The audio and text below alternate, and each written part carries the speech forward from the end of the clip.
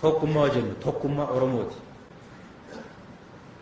Waa'ee OPDO dhaabbata diimokiraatawaa uummata Oromoo tokkummaa Oromoo ijaaruudhaaf kan inni qabsaa'e. Fedhii faayidaan Oromoo akka inni eegamuuf biyya kana keessatti kan inni qabsaa'e. Kana irratti namni doktiriinii keenya maaloo keenya falaasama biraa keessa gamu. We have to be clear tokkummaa Oromoodhaaf kan nuti hojjennu. Uummata kana tokkummaasaa finnee tokkummaasaa uumnee misooma barbaannuuf hojii barbaannuuf gara sanatti irree humna walii ta'ee hin hojjetu taanaan akkamitti biyya tiraansfoorma goona akkamitti jijjiirama diinagdee binna.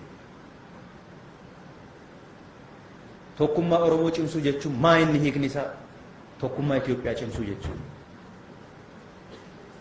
Tokkummaa Itoophiyaa cimsuu jechuudha. Hiika biraan qabu.